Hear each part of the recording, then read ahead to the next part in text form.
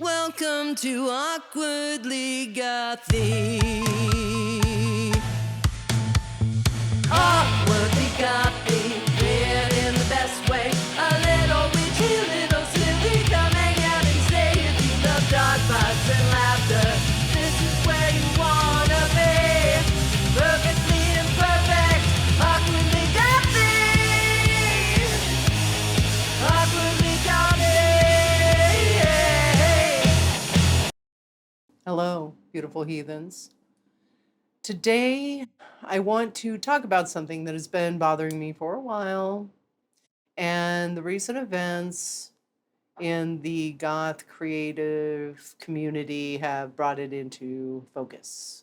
So, this isn't a video about just one creative, and it's not really a video about one controversy. It's, I think, a video about asking ourselves what happens when outrage becomes entertainment. And recently, many people in the goth community watched the conflict unfold between Riley Elenia and It's Black Friday. Riley released a video making some serious accusations and many ridiculous and other criticisms against It's Black Friday.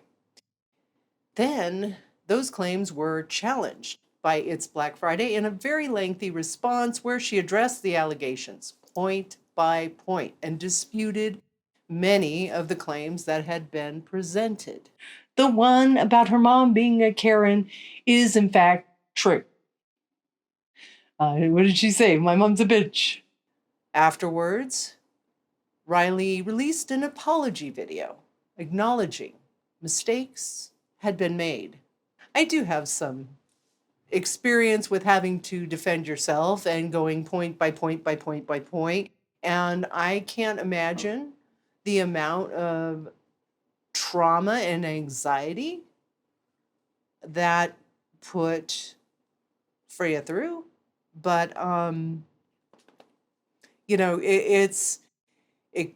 in my opinion, it could have been easily avoided. And as Riley says, gosh, I almost didn't even put the video out.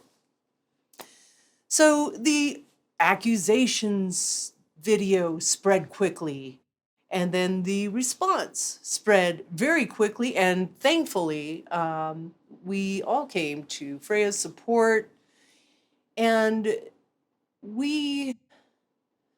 I don't know, I think more often than not in the goth community have what's called empathy and the ability to put yourself into somebody else's shoes and to attempt to feel as they would feel if you were put into any particular circumstance they're going through. Because so many of us have been picked on and we're, outsiders. So then the apology video spread quickly, 46,000 views.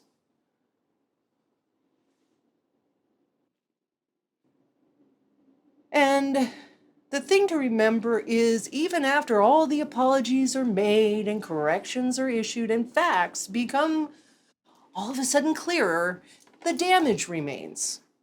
And a creator who have spent years building their reputation can watch it fall in a few days and become the internet's latest spectacle.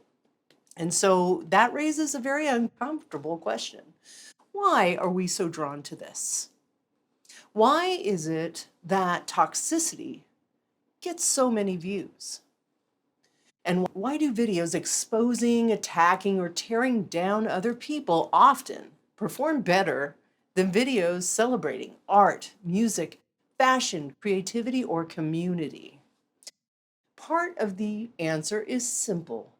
Human beings are, I believe, naturally attracted to conflict and drama. We have been trained, I think, to seek it out. I don't think that our natural condition is to want to watch the dumpster fires. Our natural disposition is to reach out and to comfort and protect those that we care about. But anyway, nevertheless, conflict, it creates suspense, and then that suspense creates engagement. And well, we all know engagement creates clicks, and clicks create that money. And really, the algorithm could not care at all if a video brings people together or tears them apart. It cares whether people watch. And it cares whether people comment. And it cares when people share. And unfortunately, outrage is one of the easiest emotions to harness and manufacture. And when we watch a fellow creator or just a creator, I say fellow, what do I do here? But when we watch a creator being criticized or exposed, canceled, or dragged through the mud, our brains get the same feeling that keeps people glued to reality television. We want to know what will happen next. And we want that next update. It even happened with me. I mean, it's the next response or the apology. And the problem is, in these cases, these people are real people. They have families, they have jobs, and they have real mental health struggles or just going day by day. And then those people have to wake up in the morning and deal with the consequences, the fallout of the attack. The goth community has always claimed to be different, and we've described ourselves often as outsiders, people who don't fit in, people who understand what it's like to be judged unfairly, and people who value individuality and authenticity. Yet sometimes we become remarkably eager to participate in the exact same mob behavior that many of us experienced on ourselves. And so, before anybody misunderstands me, I'm telling you, accountability matters, empathy matters. If somebody behaves badly, criticism is appropriate. And if someone causes harm, they should be challenged. But criticism and public humiliation are not the same thing. Accountability and entertainment are not the same thing. I mean, look at our network TV. Seeking truth and chasing drama are not the same thing. When a creator makes a 2-hour video about another person's lives, we should be asking ourselves, what is the point? Is this somehow helping our community? Or is this creating content from another person's issues and causing them suffering when they're completely baseless or false? The uncomfortable reality is that outrage has become a business model. And that's not just in the goth community, it's everywhere on YouTube and all the socials. Because drama generates attention, and attention generates revenue, and revenue encourages more of the same. And so, before long, creators can find themselves rewarded for escalating conflict rather than resolving it. And so, I ask, what can I do? What can you do? What can we do?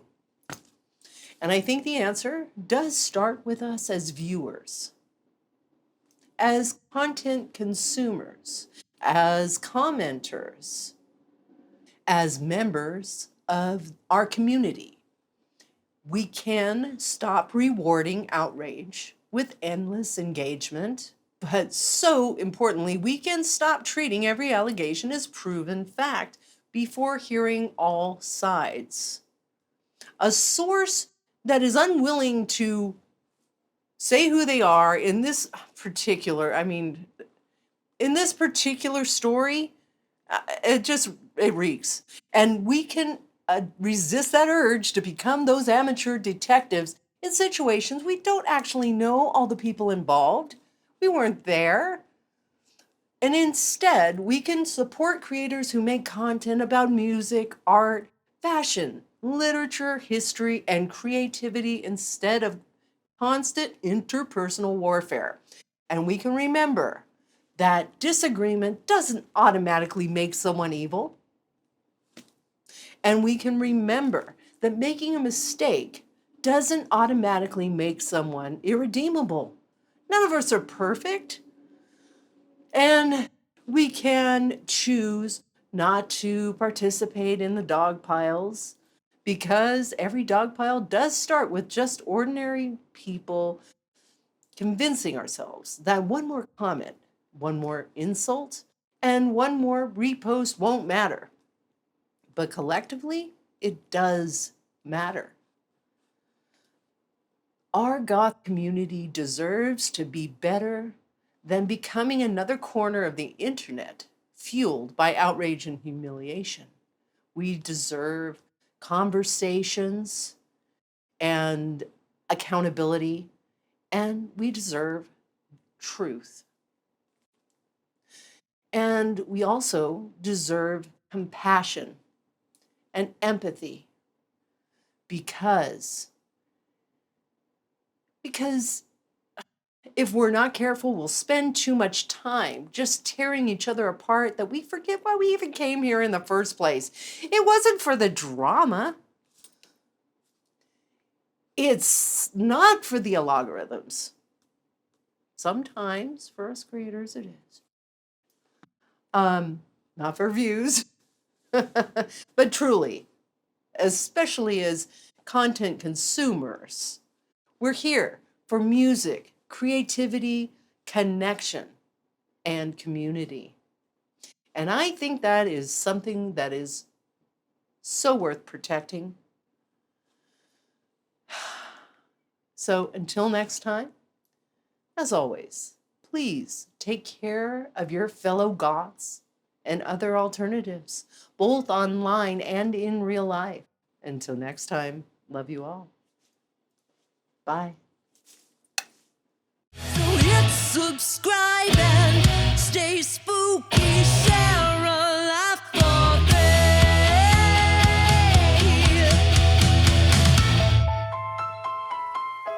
You're part of the magic now. Awkwardly gothy. Awkwardly gothy.